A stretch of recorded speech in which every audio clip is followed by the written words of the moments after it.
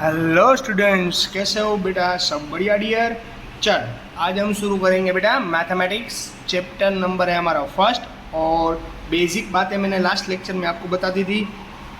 उस बेसिक चीज़ पर ही हमारी एक्सरसाइज नंबर 1.1 जो पूरी डिपेंड है।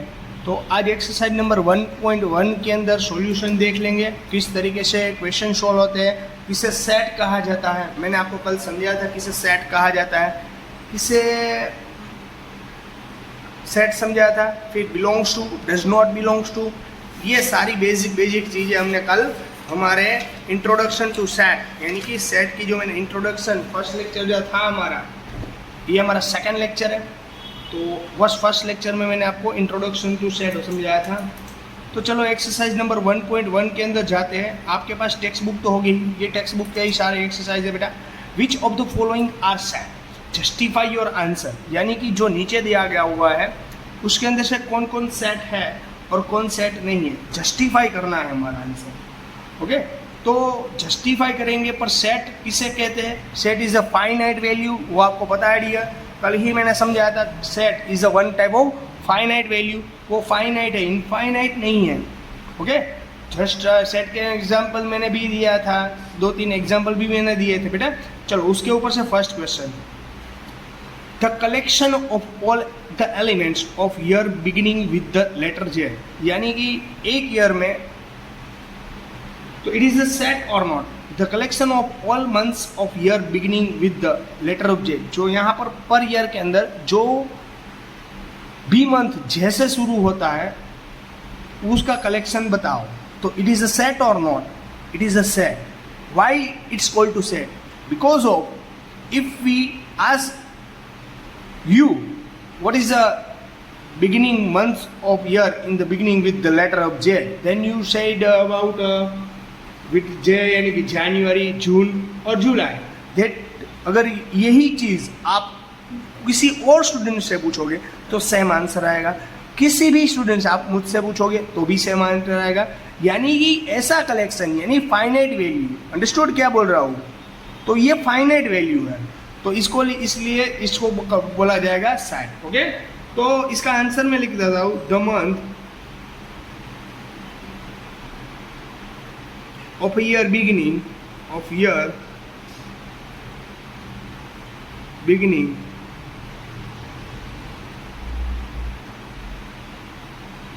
with letter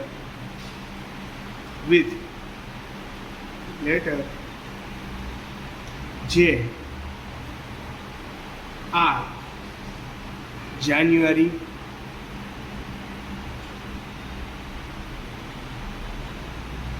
June, July. So it represent a set. It represent a set. उसे इसलिए इसको रिप्रेजेंट किया जाएगा सेट से। ये इसका आंसर रहेगा बेटा। The month of year beginning with the letter J are January, June and July, so it's represent a set. इसको रिप्रेजेंट सेट से किया जाएगा। क्यों? क्योंकि मैंने आपको बोला कि ये फाइनाइट वैल्यू है। क्या है? Finite value. चलो ये फर्स्ट क्वेश्चन हो गया बेटा सॉल्व। सेम सेकंड क्वेश्चन देखते हैं। The collection of 10 most talented writers of India, तो इट इज अ सेट और not? I think it doesn't, I think I can't do it a set. Why? Because you know that if you ask me what is the best most talented writers in India, then I am saying that I like to, अगर चेतन भगत, मुझे Chetan Bhagat writer के अंदर पसंद है, तो आपको अगर अरुंधति रॉय भी है, आप उससे फर्स्ट रैंक देना चाहोगे, मैं चेतन भगत को, यानी कि चॉइस डिफरेंट हो सकती है। सभी की चॉइस इसके अंदर डिफरेंट हो सकती है। सभी का आंसर सेम आए ऐसा तो है ही नहीं, क्योंकि हर एक की चॉइस, हर एक के राइटर, हर एक को अलग अलग राइटर पसंद हो सकते हैं ना। सभी को डिफरेंट राइटर पसंद हो सकते हैं। अंडरस्टूड मैं क्या बोल रहा हूँ? तो सभी की चॉइस एक नहीं आ रही है। That reason it's not called to set. Understood बेटा? देखो here the opinion of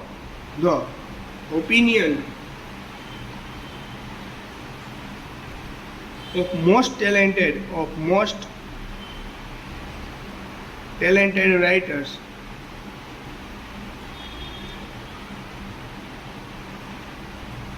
is different by each people. Okay, so it not well defined group, so it not well defined group of most talented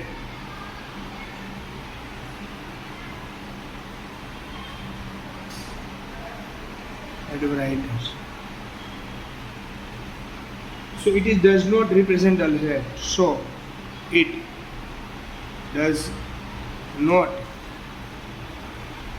represent set, तो इसे set नहीं कहा जाएगा. Okay बेटा, चलो.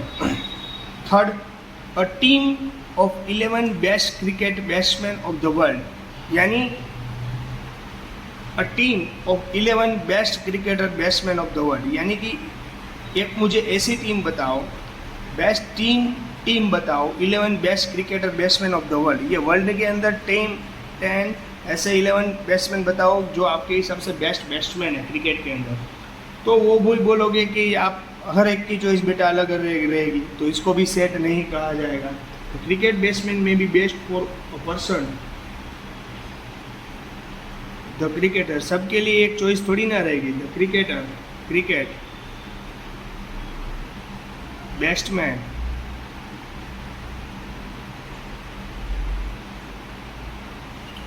may be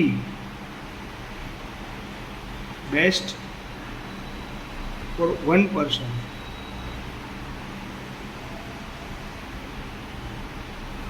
and maybe not for other. Therefore we cannot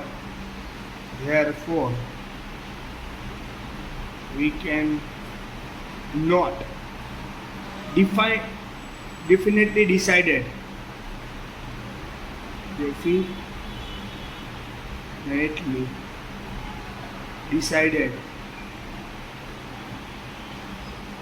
which batsman will be there in the collection, which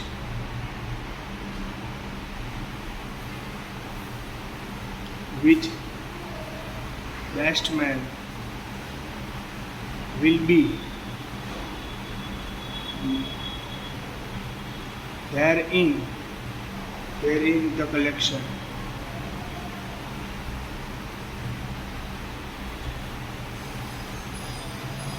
So this collection is not well defined, hence is not a set.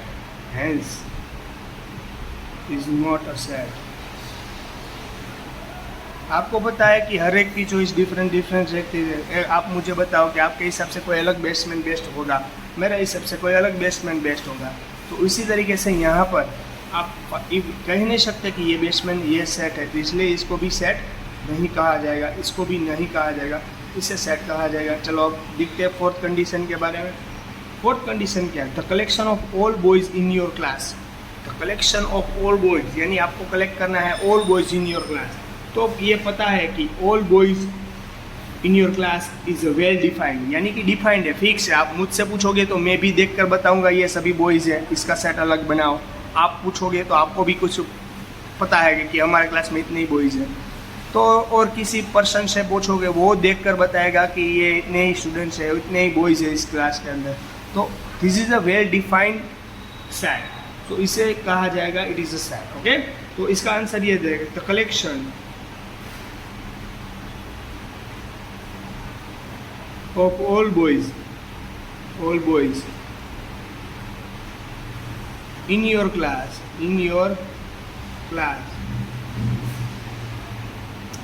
is well defined collection. So it is a set. So it is a set. तो इसे क्या कहा जाएगा? Set कहा जाएगा. तो इसे set भी कहा जाएगा. क्यों कहा जाएगा वो पता है. Okay dear. चलो इसी तरीके से हमें अपना फिफ्थ क्वेश्चन देखते हैं हम लोग बेटा. Fifth, the collection of all natural number less than 100. आपको कलेक्शन करना है all natural number. Natural number की शुरुआत बेटा कल ही बताई थी. नेचुरल नंबर विथ स्टार्टेड 1 से नेचुरल नंबर स्टार्ट होता है up to dot dot dot infinite तक जाता है. पर आपको कितना कलेक्शन करना है? नेचुरल नंबर लेना है लेस देन 100 से कम आने वाले नेचुरल नंबर आपको लेने हैं. So it is a set और not? It is a set. क्योंकि आपको किसी भी स्टूडेंट से पूछोगे तो कि लेस देन 100 यानी 100 से कम आने वाले नेचुरल नंबर बताओ, तो सभी का आंसर सेम रहेगा. Okay, that reason it all answer यानी ऑल ओपिनियन आर सेम, तो that reason it's equal to set. चलो इसका आंसर लिख लेता हूँ. We decided. आप अपनी तरीके से ऑन वर्ड्स में भी लिख सकते हो. ऐसे नहीं कि मैं जो इस तरीके से लिखूँ वही लिखना है, बरोबर. पर ये मैं अच्छी तरीके से लिखवा रहा हूँ. We can decide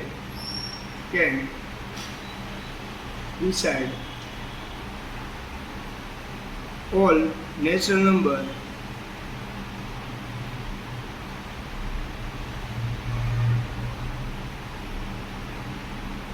less than 100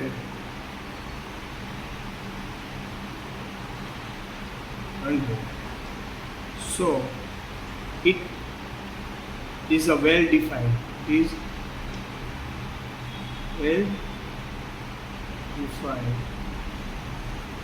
collection. Hence it is a set. तो उसे क्या कहा जाएगा बेटा? सेट कहा जाएगा. क्या कहा जाएगा? सेट. ओके. चलो, a collection of novels written by the writers Munshi Premchand. यानी मुंशी प्रेमचंद ने लिखी है जो कहानियाँ लिखी है, नॉवेल्स लिखी है स्टूडेंट्स. उस नॉवेल को आपको एक कलेक्शन करना है. तो आप मुझे बोलोगे तो मुंशी प्रेमचंद ने कलेक्शन में जो भी किताबें लिखी है, नॉवेल्स लिखी है, मैक्सिमम कितनी होगी? 100,000. उसका कलेक्शन मुझे करना है. तो मैं कलेक्शन करूँगा तो ही अंदर वही बुक आएगी क्योंकि मुंशी प्रेमचंद ने लिखी है. ओके. और आप कलेक्शन करने जाओगे तब भी एक ही आएगी क्योंकि मुंशी प्रेमचंद ने वही लिखी होगी. जब मैं कलेक्शन करूँगा और आप कलेक्शन करोगे तो दोनों का कलेक्शन तो सेम ही होगा. Okay. Here so that reason is equal to also set here we can definitely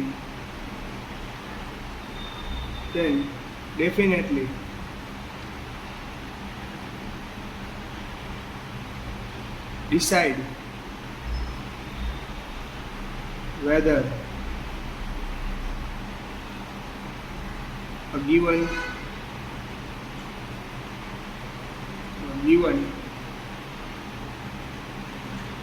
novels is written by Munshi Premchand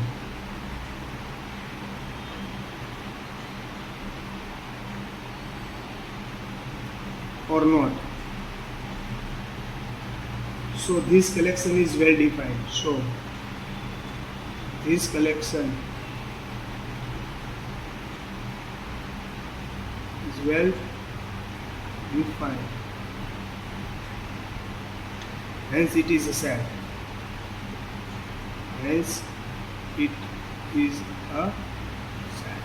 उसके रीजन से ये सेट है. आई बात समझ में डियर स्टूडेंट्स. उसी तरीके से this collection of all the collection of all even integers. अगर मैं इवन इंटीजर ढूंढने जाऊंगा, इवन इंटीजर्स यानी पॉइंट में नहीं आना चाहिए, बाकी सब चलेगा. तो द ऑल इवन यानी आपको नंबर है 2, 4, 6 like that all even integers. तो अगर इसको भी इवन इंटीजर में लिखने जाऊंगा और आप लिखने जाओगे तो इवन इंटीजर सेम ही होने वाली. तो तो आपको पता है the collection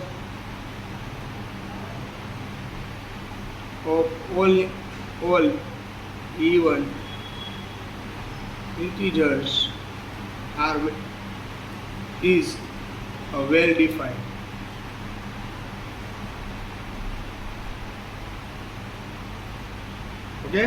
well defined collection of numbers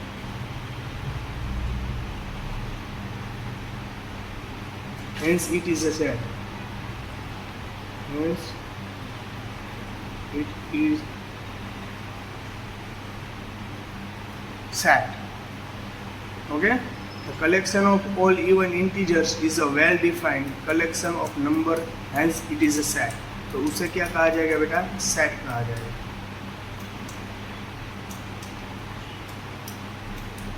okay बेटा, रेडी? इसके अंदर किसी को डाउट है? रेडी बेटा? तो ये क्वेश्चन 2 है. देखो क्वेश्चन नंबर 6 मैंने 5 6 तक करवाया. ओके, नहीं 5 6 7 तक करवाया. 8 और 9 ये क्वेश्चन नंबर 8 है और ये क्वेश्चन नंबर 9 है. ये आपको होमवर्क में करना है. ओके, वो आप मुझे करके बता देना ये सेट है या नहीं है. ओके, आई बात समझ में? तो आप मुझे बोलना कि इन दोनों में से कौन वेल डिफाइंड है, कौन वेल डिफाइंड नहीं है, कौन सेट है, कौन सेट नहीं है. ओके बेटा, चलो इसके बाद हम नेक्स्ट क्वेश्चन के अंदर आएंगे. नेक्स्ट क्वेश्चन यानी कि लेट. चलो क्वेश्चन नंबर 2 है हमारा लेट ए 1 2 3 4 5. इसको बोलेंगे हम नोटेशन सेट. क्या बोलेंगे बेटा हम? Notation set. यहाँ पर 1 2 3 4 5 6 intersect insert the appropriate symbol belongs to or does not belongs to in the blank space. इसके अंदर बताना है आपको it is belongs to or not belongs to. आप देख सकते हो कि 5 are included in A, यानी A is a set. Okay, यानी 1 2 3 4 5 is the element of set A. So here 5 is one element of set A.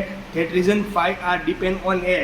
That reason 5 belongs to A. We write like that 5 belongs to A. Okay, here 8 belongs to or does not belong to. 8 are not one member of set A, otherwise one element of set A.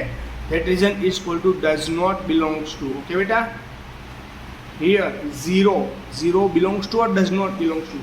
Here 0 are does not belongs to A because 0 are not present in this set, or 0 is not a member of a set A. So that reason 0 does not belongs to A.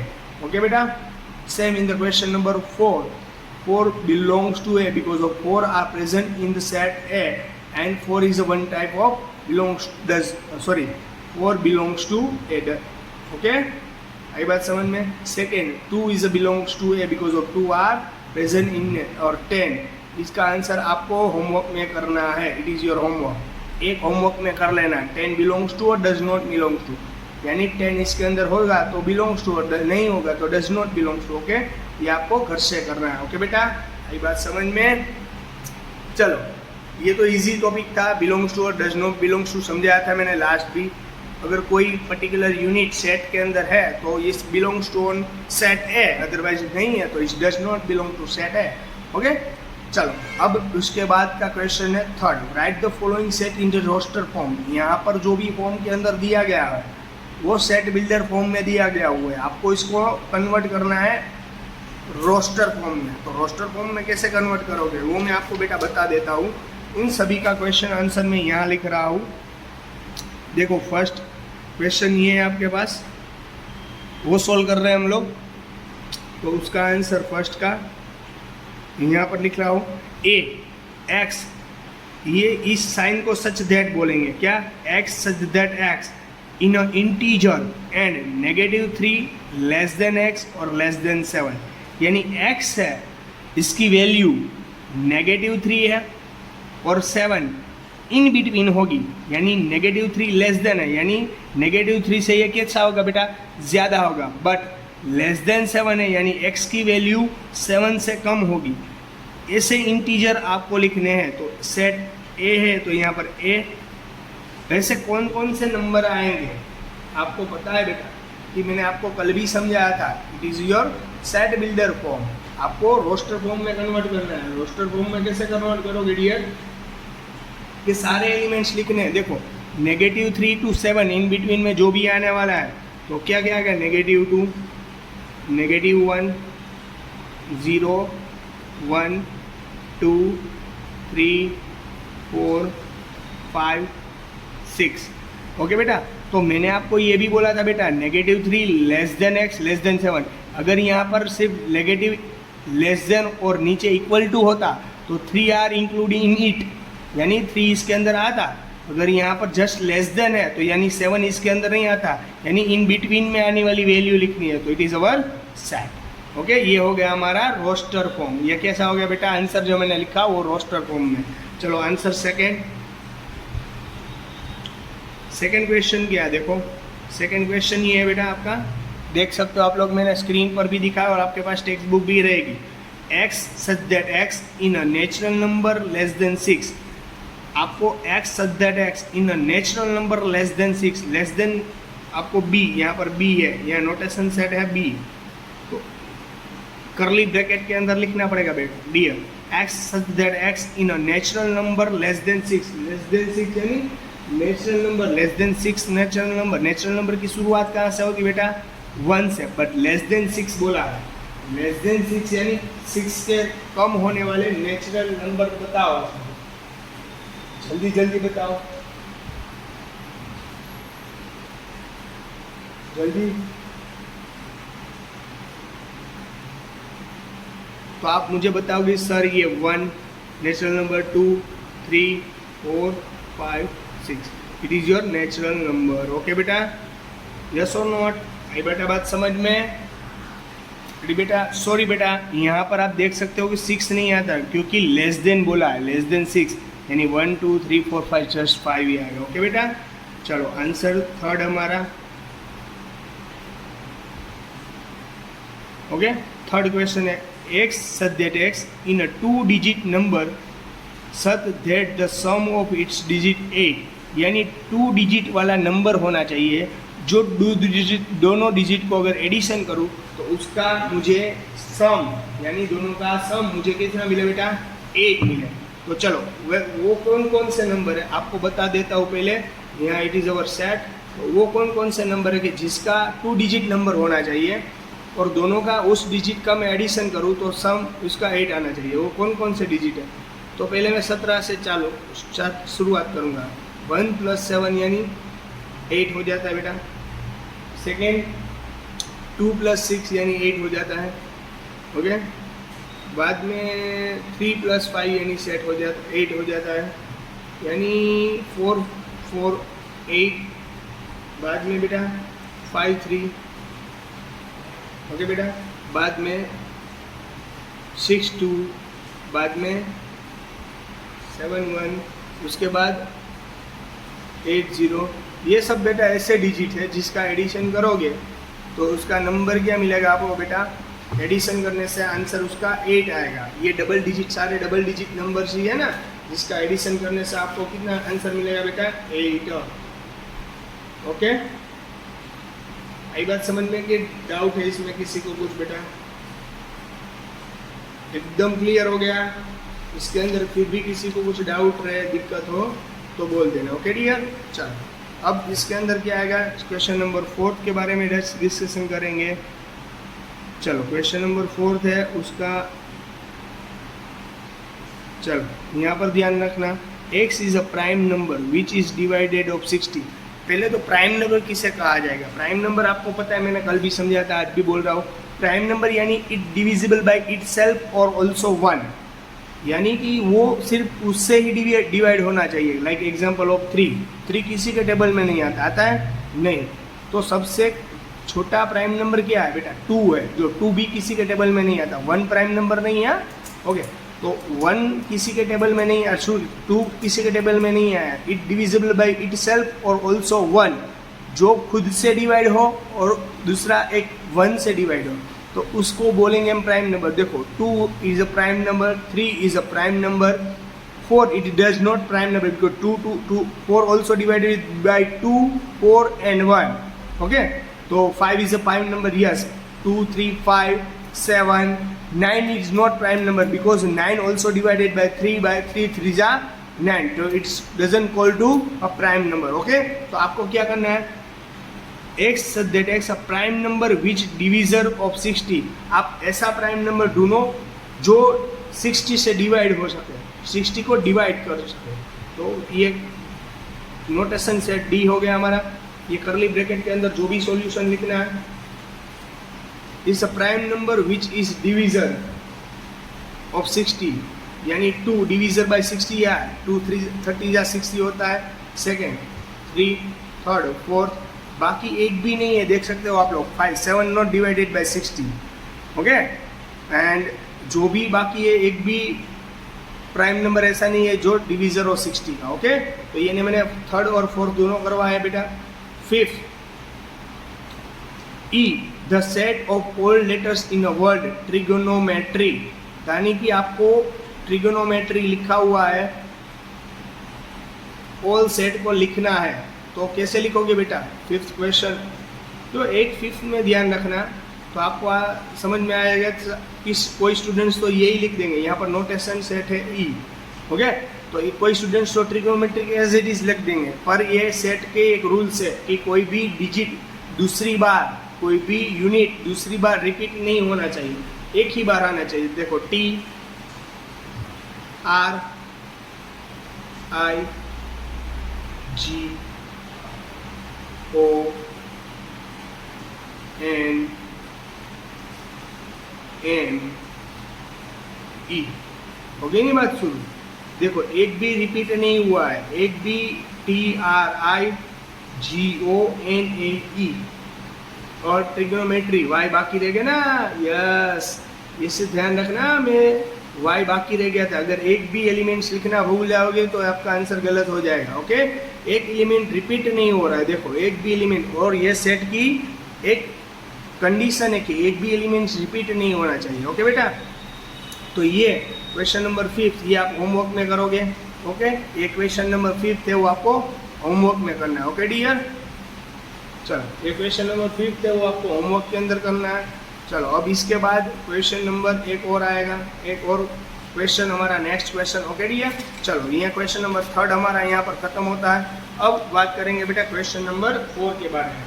Question number 4 क्या है, तो मैं आपको बता देता हूँ dear. It is your question number 4. Write the following set in the set builder form. अभी तक हमने जो हमारे पास था सेट बिल्डर फॉर्म, उसको हमने रोस्टर फॉर्म में लिखा था. अब आपको सेट बिल्डर फॉर्म को किस फॉर्म में अंदर लिखना पड़ेगा, set builder form. Set builder form it is not difficult, मैं आपको समझाता हूँ. आपको पता है कि कोई भी को यहाँ पर ए है. ओके, तो आपको सेट बिल्डर फॉर्म में इस तरीके से लिखना है. पहला करली ब्रैकेट तो दोनों में ही आएगा. आप इन पूरे डिजिट्स को समझ लो कि आपके पास एक्स है, एक्स सदैट की sign, x such that x. X क्या है, ये आपकी सारी value, it is your x. समझ लेना, ये सारे एलिमेंट्स हैं, उनको मैंने एक्स कह दिया. X such that X. ये देखो 3, 6, 9, 12, ये सारे कैसे है 3, 6, 9, 12. तो आप देख सकते हो it is a natural number. Yes और नॉट, ये नेचुरल नंबर है ना. और ये एन, नेचुरल नंबर को एन से रिप्रेजेंट किया जाता है, कैपिटल एन से, वो मैंने आपको समझाया था. पर ये नेचुरल नंबर है, वो किससे मल्टीप्लाइड है. देखो देखो, ये किससे नेचुरल नंबर की शुरुआत कहाँ से, 1, 2, 3, 4, यहाँ से शुरुआत होती है. पर all natural number multiply by 3, देखो है ना, है ना.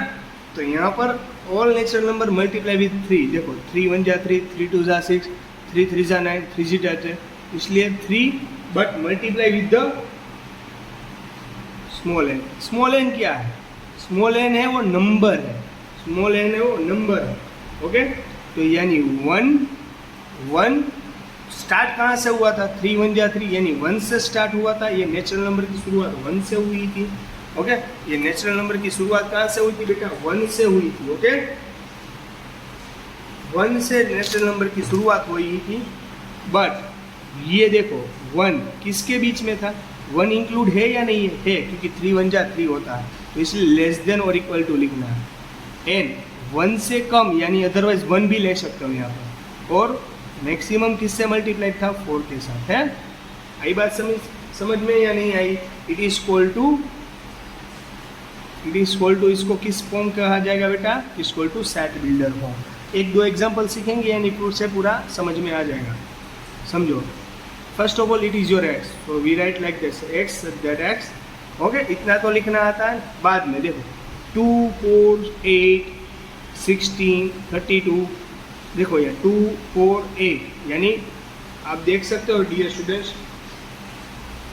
कि 2, तो पहली डिग्री कैसी होगी? 2 की डिग्री 2 करूँ तो 4 हो जाएगा, और 2 की डिग्री 3 करूँ तो 8 हो जाएगा, 2 की डिग्री 4 करूँ तो 16 हो जाएगा, 2 की डिग्री 5 करूँ तो 32 हो जाएगा। यानी यहाँ पर आप देख सकते हो बेटा डिग्री के अंदर चेंज है। किसके अंदर चेंज है? डिग्री के अंदर। तो X that X, okay, x that X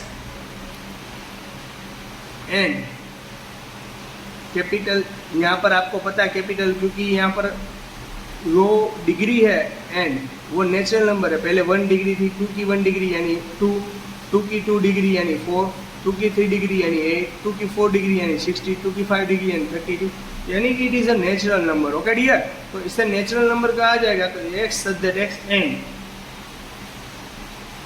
okay, X is equal to 2n हो जाएगा। 2n, क्यों 2n? क्योंकि यहाँ पर डिग्री है। 2 करोगे तो आंसर 2, 2 करोगे तो आंसर 4, 2n। और यहाँ पर n किसके बीच में है बेटा?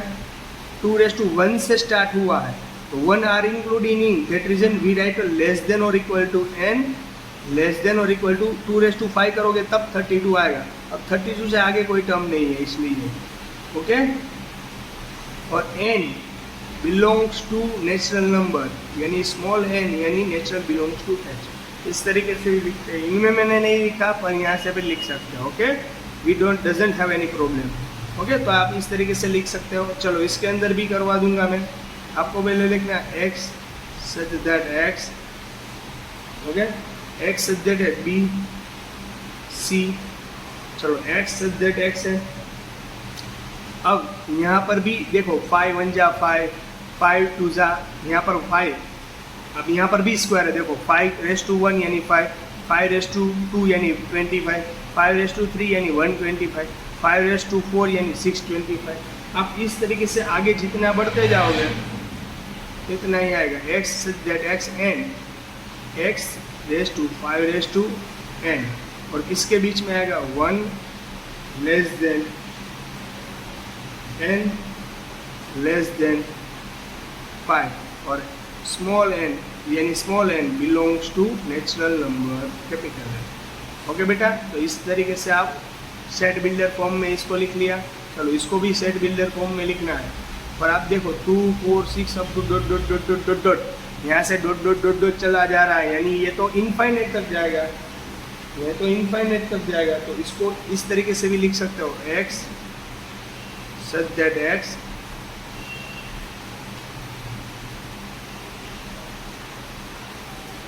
is equal to x 2 raised to n, n belongs to n। इस तरीके से भी लिख सकते हो। 2 मल्टीप्लाई है ना, 1 से मल्टीप्लाई करो 2, 2 मल्टीप्लाई करो 4, n बिलोंग्स टू n। यहाँ कोई नेचुरल नंबर चलता जा रहा है, यानी 2 के साथ 1 2 3 4 5 6 7 8, क्योंकि यहाँ पर लिमिट नहीं लिखनी है, क्योंकि यहाँ पर डॉट डॉट डेट डेट यानी चलता जा रहा है, चलता जा रहा है, यानी इसलिए यहाँ पर लिमिट नहीं लिखनी है। ओके, यहाँ पर मैंने लिमिट लिखी थी। आप इस तरीके से भी लिख सकते हो। आपको अगर लिखना है इस तरीके से लिख तो बोथ ऊपर रहा है, x is x such that x is an even natural number. Okay बेटा, आई बात समझ में कि नहीं आ रही बात समझ में? ओके डियर, चलो यहाँ पर आप देखो x that x is a perfect square natural number. x आप देखते हो परफेक्ट स्क्वायर, 1 का स्क्वायर 1, 4 का स्क्वायर 2 का स्क्वायर 4, 3 का स्क्वायर 9, ऐसे चलता जाएगा, 4 का स्क्वायर 60 अप टू 100 तक, यानी x is a perfect square natural number.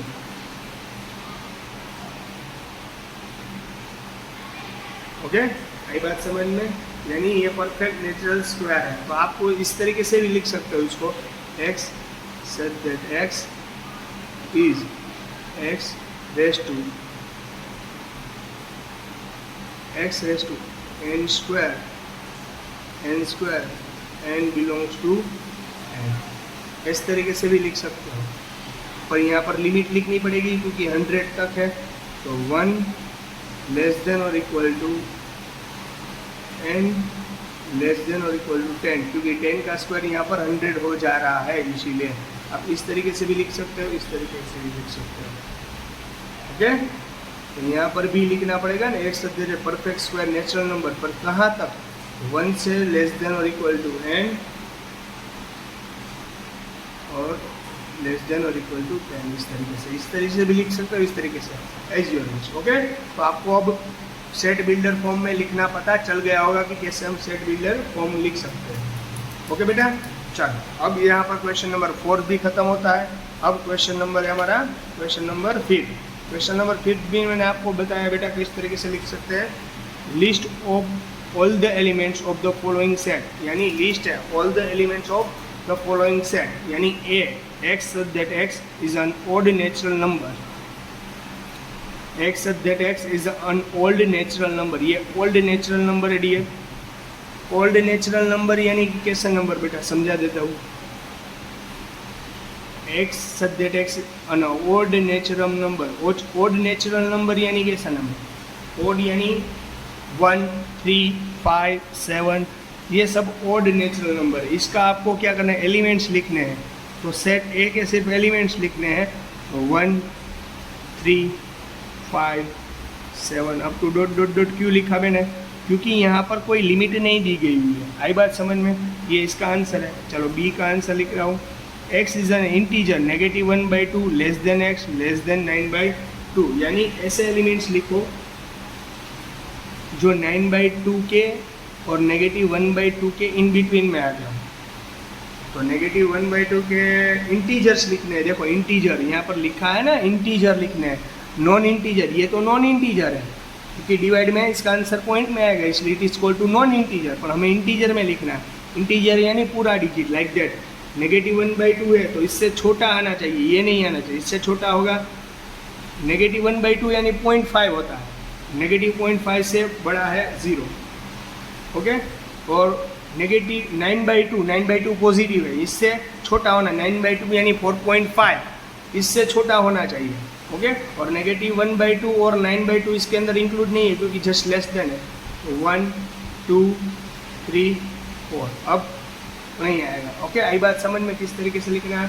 Okay, आप देख रहे हो x such that x is an integer x less than 4, आपको लेस देन और इक्वल टू 4 एक्स स्क्वायर करना है। एक्स स्क्वायर किस टर्म का आप स्क्वायर करोगे तो लेस देन और इक्वल टू 4 आएगा। तो आपको पता है -2 का स्क्वायर करो, लेस देन और इक्वल टू 4 आ जाएगा। 2 का स्क्वायर -2 का स्क्वायर तो 4 ही होता है, पर लेस देन और इक्वल टू बोला है इसलिए वो इंक्लूड होगा। अब -1 का स्क्वायर 4 से तो छोटा ही होगा ऑब्वियसली, 0 उसके अंदर आएगा। 1 का स्क्वायर 1, 2 का स्क्वायर 4। तो ये सारे एलिमेंट्स ऐसे जो इस कंडीशन को सेटिस्फाइड करते हैं, क्योंकि एक्स स्क्वायर लेस देन 4 बोला है ना, तो ऐसा डिजिट एक्स यानी आपको ऐसे एलिमेंट्स लेने जिसके स्क्वायर करोगे तो आंसर 4 से कम ही आएगा, अदरवाइज 4 आए तो भी चलेगा। तो यही सारे एलिमेंट्स हैं। ओके बेटा, चलो क्वेश्चन नंबर 3 के बाद 4, इसके अंदर कौन सा है? X there is letter in the word of loyal. ये लॉयल वर्ड किसके अंदर आता है उसको सारे एलिमेंट्स आपको लिखने हैं, इसके सारे एलिमेंट्स आपको लिखने हैं। किस तरीके से लिखोगे बेटा आप लोग? चलो लॉयल वर्ड भी लिखो, मुझे बताओ।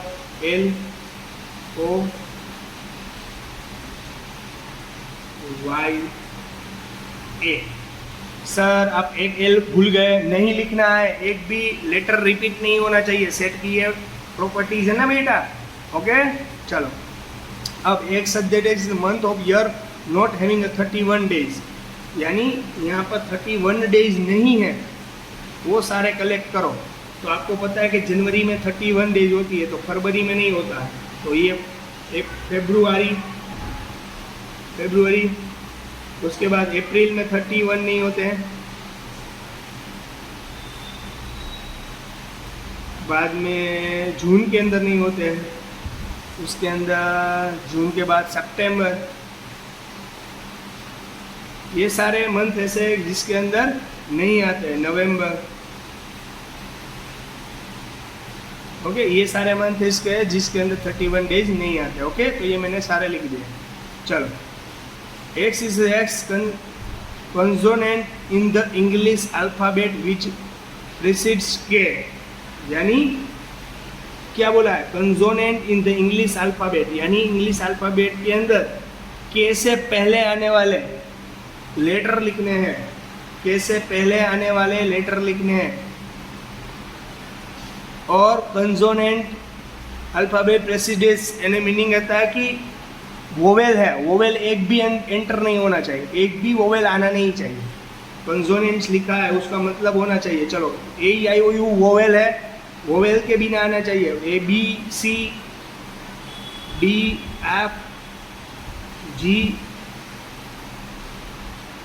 और J, A-E-I-O-U it is a vowel, vowel consonant का है, यानी कि वोवेल इसके अंदर इंक्लूड नहीं होगा, ओके बेटा। आगे ये एक्सरसाइज पूरी। चलो, it is our last topic, ये हमारा लास्ट टॉपिक है, ओके बेटा, रेडी बेटा।